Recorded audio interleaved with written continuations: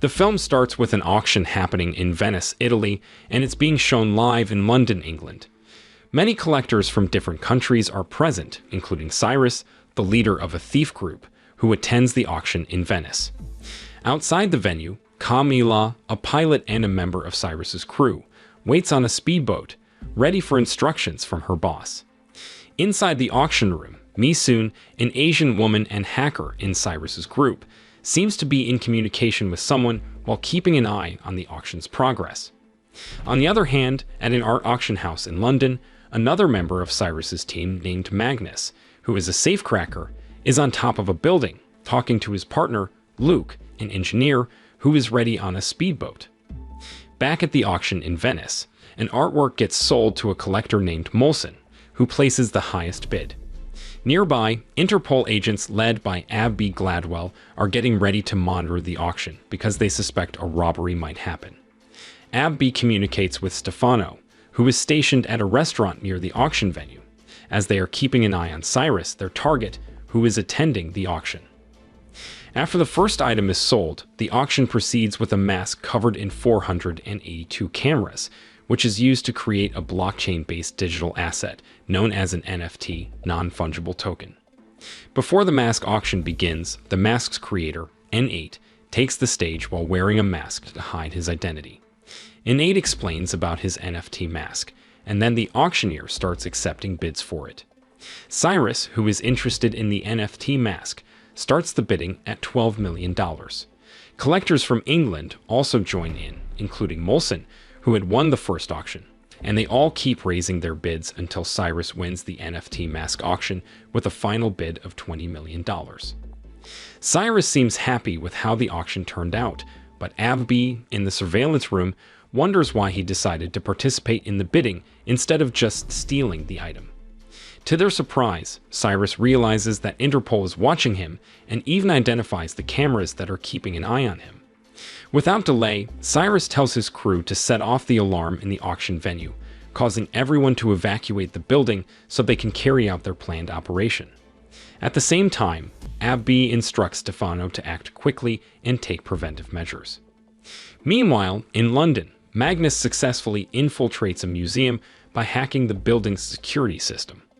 Once inside, he quickly retrieves one of Van Gogh's paintings, wraps it up, and tosses it into the sea where Luke is waiting with his speedboat. After confirming that Luke has the painting, Magnus hurriedly escapes from the museum before the authorities can catch him. Back in Venice, when the alarm goes off and everyone rushes out of the building, Mi-soon seizes the opportunity. She pretends to be a security officer assigned to protect N8, and she quickly convinces N8 to meet with Cyrus, who wants the NFT mask he won in the previous auction. While pretending to be an N8 guard, Mi-soon suggests that they should do the NFT mask transaction at N8's office, but Cyrus disagrees and asks for the item to be delivered to his yacht. N8 agrees, and they all head to a speedboat where Camilla is waiting. Meanwhile, Abby instructs the auction venue security to lock up all the artworks, suspecting that Cyrus and his group might be planning a theft. Outside the building, Camilla starts moving her speedboat away from the auction venue. Abby, realizing this, finally understands that Cyrus isn't after the artworks, but rather the NFT mask and N8, as only N8 can access the virtual artwork as its creator. Without wasting time, Abby and Stefano quickly board a speedboat to chase after Camilla's boat. Mi-soon, who is aware of their pursuit, uses her hacking skills to interfere with Abby's speedboat to slow them down. To keep N8 from suspecting he's being kidnapped, Cyrus and the others pretend that the pursuing speedboat is a group of N8's devoted fans. Camilla speeds up her boat toward the sea, with Abby relentlessly following Cyrus's boat. When Cyrus's boat and the others are about to cross the sea barrier, Mi-soon hacks the sea barrier system to close it. Camilla skillfully manages to pass through the sea barrier just before it closes. Abby and Stefano are disappointed as they lose track of Cyrus, but Abby requests her team to issue a yellow notice for global Interpol assistance in locating him. Back on Cyrus's yacht, they arrive and Cyrus fulfills his promise to N8 by paying him $20 million, the amount of Cyrus's bid during the auction. After the payment, N8 provides access codes for his NFT creation, and Cyrus invites N8 to celebrate with everyone on the yacht. The next day, news of N8's disappearance spreads rapidly across social media and becomes a headline on various TV stations, grabbing the world's attention. Interpol also appeals to the public, asking for information about N8's whereabouts. Cyrus and his group had planned for an N8's kidnapping to go viral, which drives up the value of the NFT purchased by Cyrus. This results in significant profits when they decide to sell it. With these profits, Cyrus gives an additional $27 million to N8 for their collaboration. N8 is pleased with the larger profit and decides to befriend Cyrus. Meanwhile, at the Interpol office, Abby and her colleagues review surveillance footage from the Venice auction. In the recordings, they discover that one of their own members, Denton, who was assigned to monitor Cyrus, is actually part of Cyrus's thief group. Abby promptly arrests Denton and questions him about his involvement in various art thefts. Denton claims not to know Cyrus, even though Abby has a photo of Denton meeting with Cyrus at a restaurant. During the interrogation, Abby receives a package from Cyrus containing a romantic photo of them together in the past. She is shocked by the photo and is summoned by her superior, Huxley, to report to him. In Huxley's office, he asked Abby to meet with Cyrus and convince him to cooperate with Interpol. Abby, however, declined her boss's order because she had been working hard to gather evidence against Cyrus, who was the leader of a renowned group of thieves. Huxley then explained their new target, Jorgensen, a collector of stolen art who funded terrorists worldwide. According to Interpol's information, Jorgensen had built his wealth by purchasing properties in conflict zones and selling them at higher prices. Interpol had recently released one of Jorgensen's associates, Arthur Teague, who had provided information about Jorgensen's plan to collaborate with a hacker group led by Leviathan to disrupt water utilities, including drinking water and dams. This would allow them to manipulate floods and droughts in a particular region. Unfortunately, Interpol didn't yet know which city the hackers would target. Jorgensen planned to pay them $500 million worth of gold for their services and was intending to transfer the gold from London to Zurich in the next 17 days. Huxley explained that Interpol couldn't intervene in the gold transfer since it was all legally owned by Jorgensen. Huxley pressured Abby to convince Cyrus to work with Interpol to steal the gold before it reached Zurich. Abby once again declined, as entrusting such a mission to a thief didn't seem like the right choice. However, Huxley insisted that Abby persuade Cyrus, emphasizing that the lives of thousands of people were at risk if they failed in their mission. After finishing her work at the office, Abby reluctantly made her way to Cyrus's apartment to try and persuade him to cooperate with Interpol. Upon arriving there, they engaged in a heated discussion about their shared past, revealing that they had once been romantically involved while in Paris. At the time, Abby was undercover, investigating an art theft case, unaware that Cyrus was her prime suspect. Learning each other's true identities had brought their short-lived 5-day romance to an end. However, it became evident that Cyrus still harbored deep feelings for Abby and hoped to rekindle their relationship. In contrast, Abby saw their past as an accident to be forgotten. After their argument, Abby quickly got to the point and explained her reason for visiting. She wanted Cyrus to cooperate with Interpol in stopping Jorgensen's plan to transfer a vast amount of gold to the Leviathan hacking group, who intended to disrupt the water system. As soon as she mentioned Jorgensen's name, Cyrus immediately rejected her request, emphasizing how dangerous Jorgensen was, making him an unsuitable target. Abby then resorted to a threat, suggesting that she could have Cyrus's entire team arrested, including those involved in the theft of Van Gogh paintings in London, as well as Denton, Luke, and Magnus, who were already in Interpol custody. She offered to drop all charges against them and clear their criminal records if Cyrus agreed to assist Interpol. After some contemplation, Cyrus reluctantly accepted the proposal under one condition. Abby had to become a part of their team and actively participate in the heist, serving as a guarantee that Interpol would keep its promise and not betray them. Following the agreement between Cyrus and Abby, the next day Denton, Luke, and Magnus were seemingly released by Interpol and gathered with the rest of the team to discuss their cooperation with Interpol. Initially, Mi-soon and Camilla opposed the idea, as they didn't see any immediate material benefit for their group in collaborating with Interpol.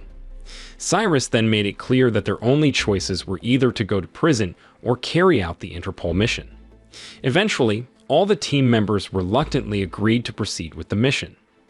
Abby began explaining that the gold they were tasked with stealing would be packed into a massive 10-ton crate and transported using a commercial A380 aircraft. She emphasized that the gold needed to vanish while the plane was still in the air. Seeing that his team was feeling uncertain about the mission, Cyrus tried to boost their confidence by pointing out vulnerabilities in the A380 aircraft that they could exploit to achieve their goal. Meanwhile, in Northern Ireland, Arthur, who had been released by Interpol earlier, was seemingly arrested and subjected to torture by Jorgensen's henchman, Cormac. It appeared that Arthur had been discovered leaking information about Jorgensen to Interpol. Cormac got in touch with Jorgensen to provide updates on Arthur's condition while being tortured. Returning to Abby, she shared a bit about her childhood with Cyrus. She talked about how her mother, who worked as a school principal, used to turn down offers from art collectors who wanted to buy a valuable historical painting at her school. Unfortunately, the painting was eventually stolen, which motivated Abby to join Interpol in the hopes of finding the art thief. So far, she hadn't been successful in tracking down the culprit. Later, Cyrus and Abby held another meeting with their team to discuss the upcoming mission. In this operation, they planned to manipulate the radar signal of the A380 aircraft and redirect it using a replacement plane. To carry out this plan, they needed to prepare a substitute aircraft that could get as close as possible to the A380.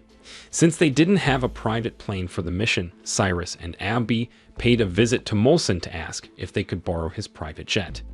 Initially hesitant, Molson agreed when Cyrus mentioned that N8 would create a special NFT for him in return. Intrigued by the offer, Molson allowed Cyrus and his team to use his private jet. Molson also explained various features of his plane, such as entertainment facilities and an LED screen beneath the aircraft that could display different messages or text. With Molson's approval secured, Cyrus and his team wasted no time. They occupied a hangar and started modifying the private jet. They covered the aircraft with radar-absorbing plates to make it invisible to radar detection. Luke took charge of this task, with Mi-soon assisting to ensure that all the radar-blocking software worked flawlessly. Meanwhile, Magnus was assigned the crucial job of cracking the gold vault at an altitude of 30,000 feet within a tight 10-minute window. He faced a challenge because the laser he intended to use required a turbulence-free environment, while the plane was susceptible to turbulence. This posed a serious risk to the mission's success. Cyrus, overseeing the operation, came up with a clever idea. He suggested that Magnus use the platform steward to solve the problem. This solution delighted Magnus, as it offered a way to overcome the turbulence issue. Camilla, on the other hand, was busy practicing with a flight simulator to prepare for piloting Molson's private jet and positioning it beneath the A380 aircraft. However, she struggled to control the jet due to the powerful airflow generated by the A380. Cyrus stepped in to assist by asking Luke to install cameras in Molson's jet, providing Camilla with a 360-degree view similar to N8's NFT mask. Abby, observing Cyrus's support for his team member, was taken aback and began to feel sympathy for him. Approaching Denton, Cyrus sought assurance about the success of their upcoming mission. Denton stressed the importance of proceeding with the plan. Meanwhile, Mi-soon had a portable signal jammer ready for the A380 aircraft. However, activating both the jammer and the transponder on two different planes flying at 1,000 km/h simultaneously was challenging. It could alert air traffic control, ATC, to two planes with the same signal before they managed to transfer the A380 signal to another aircraft. Mi-soon explained that the signal jammer was likely to activate while in Belgian airspace. Therefore, they needed someone with connections in Brussels ATC to cooperate. Luckily, Abby knew an ATC officer in Brussels, and they decided to meet him. In a restaurant in Brussels, Abby and Cyrus met Harry, an ATC employee who used a wheelchair. They offered him $1 million payment in exchange for his cooperation. Abby was surprised as their mission didn't seem to have that much funding, but Cyrus assured her that he had enough funds for the task.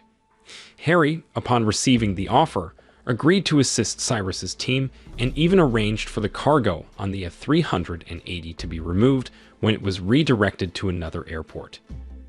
During their discussion with Harry, Abby received an urgent message from Huxley, their Interpol leader. They promptly left, meeting Huxley in a park. He informed them that the gold transfer schedule had been moved up by 7 days. This news surprised Cyrus, and Huxley demanded that he expedite all preparations. Cyrus initially considered withdrawing from the mission, but Huxley threatened to pursue him and his team with Interpol if he refused.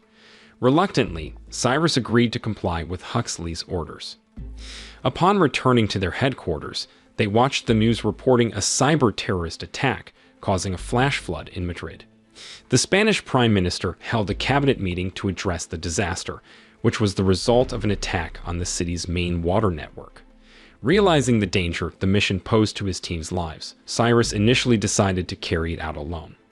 However, Denton and the others disagreed, expressing their determination to join the mission with him.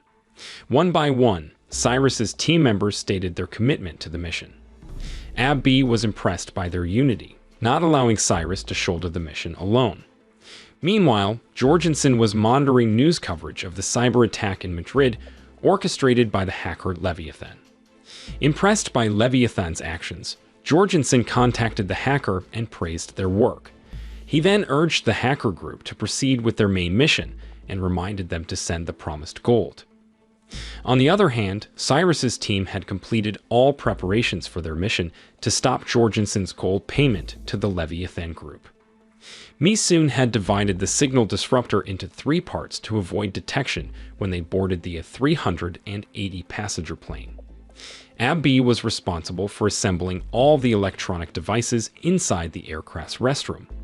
Luke had successfully installed shielding plates and multiple cameras on Molson's private jet, which Camilla would pilot. Their plan involved Camilla releasing a drone equipped with the A-380 aircraft's GPS to Zurich Airport to divert suspicion from Jorgensen. The A-380, carrying the gold, would be redirected to a small airport near the Alps. Harry's associate would then take over, transporting the gold via train to the nearest station, where Interpol would provide security. A few days later, Jorgensen's gold theft mission was set in motion, and Cyrus's team members had boarded the A-380 passenger plane separately to carry out their roles and maintain their disguises. Cyrus and Abby posed as a married couple traveling first class to Zurich. Denton acted as an elderly passenger with health issues, while Misoon, Luke, and Magnus took seats in the economy class. At the same time, Jorgensen's gold was being loaded into the plane's cargo hold, with security personnel closely guarding it. Before takeoff, Cyrus checked in with each team member using a secret communication device to ensure their readiness. Unexpectedly, Luke decided to cancel his participation in the mission, feeling that the risks outweighed the rewards. Cyrus respected Luke's decision and immediately informed the rest of the team. Unfortunately, Luke had taken a portion of the portable signal jamming device with him, which was essential for deceiving the Brussels ATC. To proceed with the mission, another team member needed to move the spare signal jamming device to the second-class passenger restroom closer to the cockpit. Abby volunteered for this task, as she had more flexibility with her first-class access. Once the A-380 aircraft took off, Camilla ensured all the cameras on Molson's private jet were functioning correctly and followed the predetermined schedule. Meanwhile, Misoon began hacking into the passenger information on the A-380 and discovered that 2 of Jorgensen's henchmen were seated in first class, while 3 others were in the economy class. As the A-380 aircraft reached an altitude of 30,000 feet, Misoon began her task of placing the signal disruptor device in the economy class passenger restroom before Abby could retrieve it. When she felt it was safe, she contacted Abby to retrieve the signal disruptor device from the economy class restroom. At the same time, Camilla had identified the location of the 380 aircraft she was approaching after successfully activating the signal disruptor. Inside the plane, Abby retrieved the device hidden by Mi Soon in the economy class restroom and carried it to the first-class passenger restroom.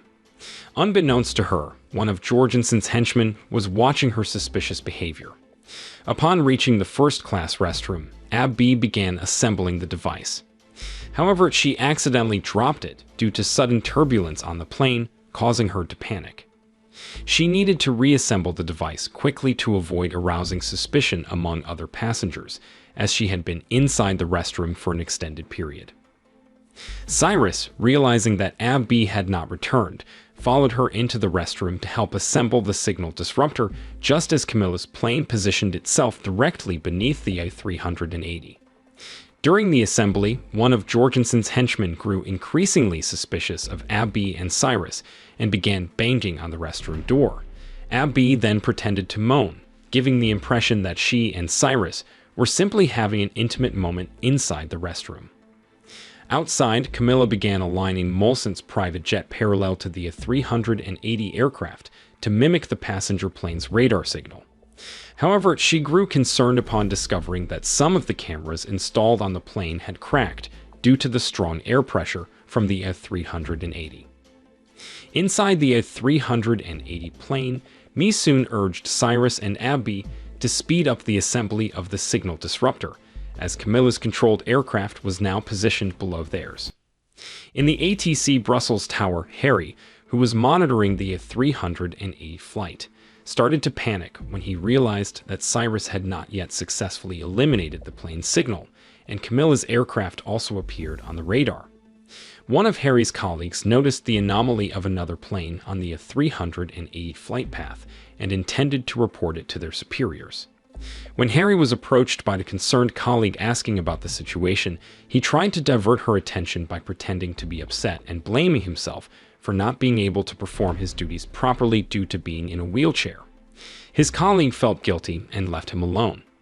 Meanwhile, Cyrus successfully reassembled the signal disruptor device, causing the plane that had appeared on the ATC radar to return to its normal course. Harry felt relieved and showed this to his colleague, who then returned to her seat. Inside the A380 plane, Abby and Cyrus finally left the restroom and encountered Jorgensen's henchmen, who were embarrassed as they had mistakenly believed Abby and Cyrus had been engaged in an intimate moment inside the restroom. Harry then got in touch with the A380 pilot, informing him of a supposed flood on the Zurich airport runway and suggesting a change in the flight path to the nearest available airport. The pilot, trusting Harry's information, promptly altered the plane's course, diverting it to another airport.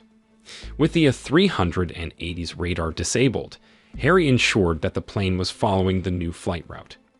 He also contacted Camilla to confirm that everything was on track. Upon receiving the green light, Camilla released the drone, which was mimicking the A380's radar, to continue its course toward Zurich airport. Inside the A380 plane, the pilot announced to the passengers that they would be landing at the nearest airport. This prompted Jorgensen's henchmen to quickly gather their bags from the cabin and prepare their weapons, as they intended to hijack the plane and maintain its course toward Zurich. Meanwhile, Cyrus instructed Denton and Magnus to begin the process of cracking open the gold vault located in the plane's cargo hold. Denton feigned illness and requested an oxygen cylinder due to breathing difficulties. Once he obtained the cylinder, he discreetly passed it to Magnus, who would use it in the airtight vault in the cargo hold. Simultaneously, Mi Soon locked the A380's communications to prevent any external calls from coming through. Down in the cargo hold, Magnus retrieved his prepared equipment and initiated the process of hacking into the gold vault. Meanwhile, one of Jorgensen's henchmen began to execute their plan by smuggling weapons onto the plane and passing them to his accomplices. Their intention was to use these weapons to threaten the flight attendants, coercing them to guide the attackers to the pilot's cabin and ensuring the plane continued towards Zurich. However, as the plane entered the Alpine mountain region, it suddenly encountered turbulence, causing the oxygen masks to drop down for passengers. And the pilot struggled to stabilize the aircraft during this rough patch. Taking advantage of the turbulence, Cyrus sprang into action to counter Jorgensen's henchmen and thwart their hijacking plan. Abby joined him in subduing the henchmen who attacked her. Down in the cargo hold, Magnus activated a laser beam to access Jorgensen's gold vault.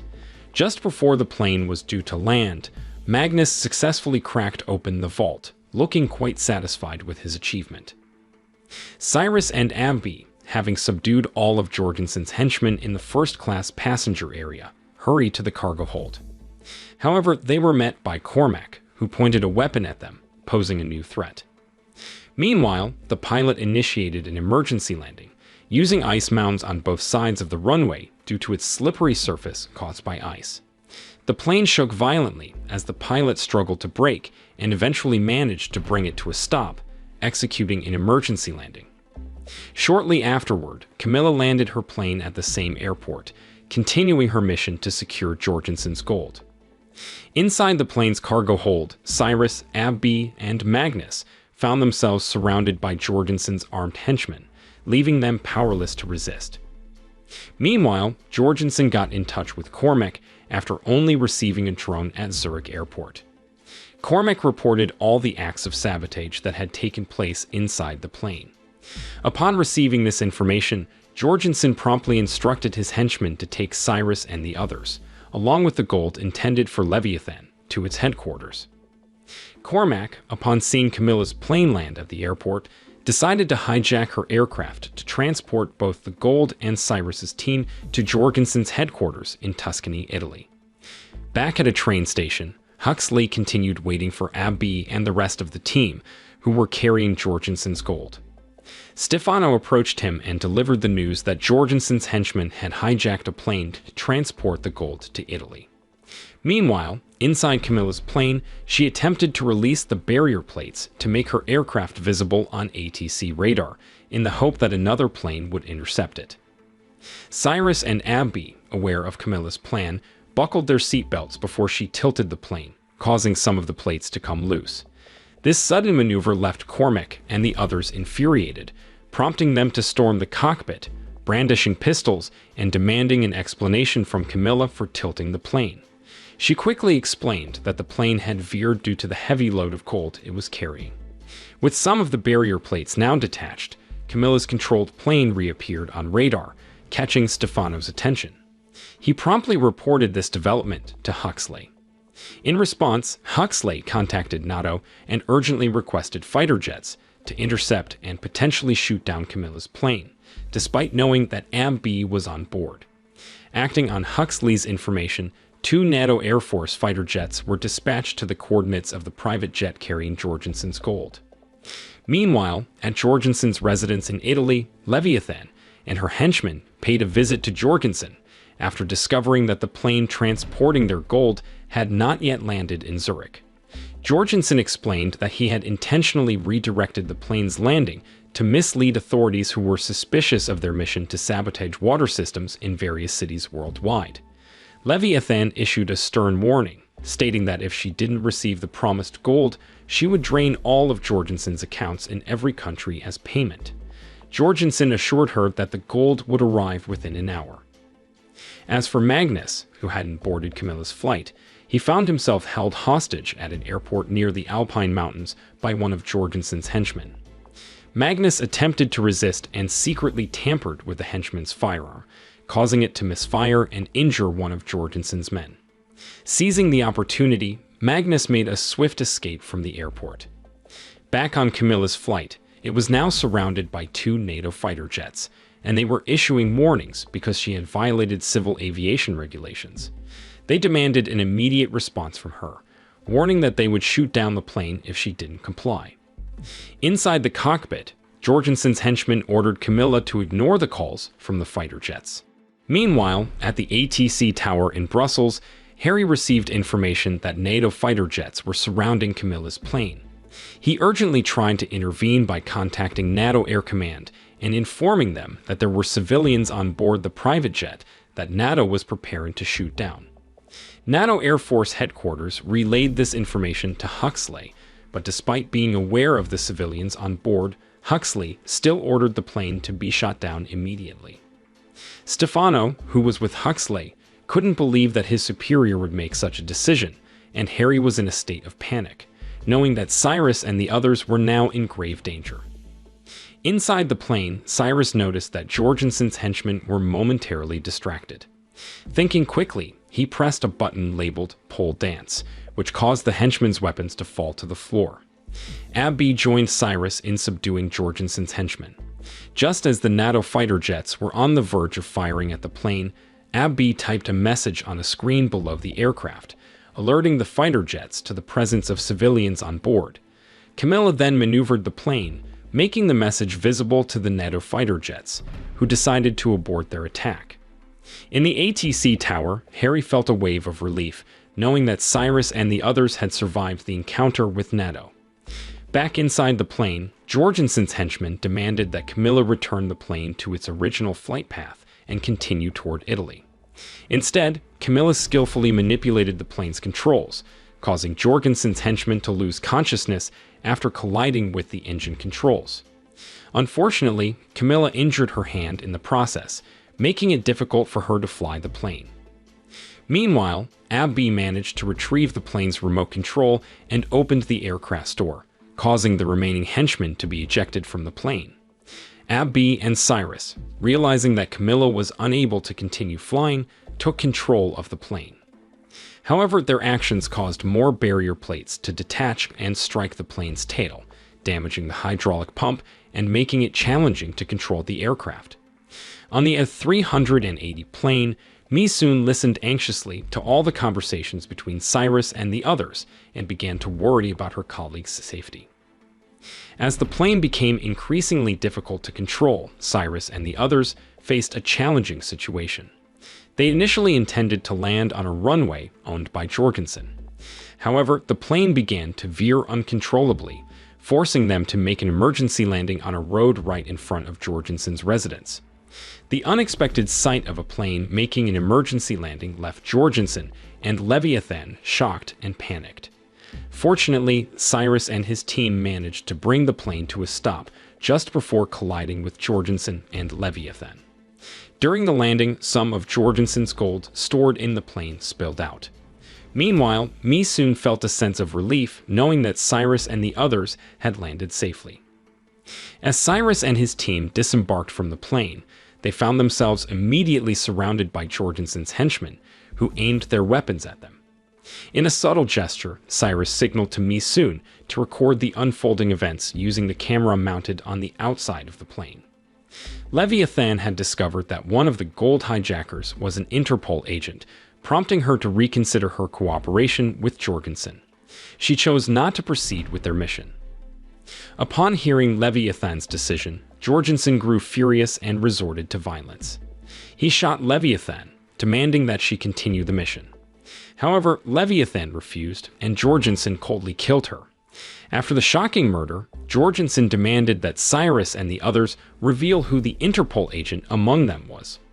Threatening to harm everyone, Cyrus decided to protect Abby and Camilla by falsely claiming to be the Interpol agent. He also stated that Abby and Camilla were innocent civilians who had been unknowingly taken hostage by Jorgensen's henchmen. Shortly after the emergency landing, Italian police arrived at the scene, having been alerted to the landing of a plane associated with criminals.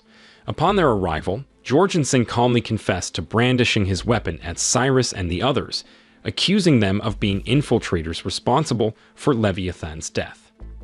Little did Jorgensen know that his every action had been recorded by the plane's onboard camera. Abby attempted to clarify the true sequence of events, which left the police bewildered. In this critical moment, Cyrus requested Mi-soon to play the video recording she had captured earlier. Using the plane's LED screen, Mi-soon displayed the footage of Jorgensen shooting Leviathan. This conclusive evidence led to Jorgensen's immediate arrest by the police. Mi-soon felt a sense of accomplishment, and even Denton, who had been on the A380 plane, praised her actions. Sometime later, Stefano and Huxley arrived at the scene by helicopter.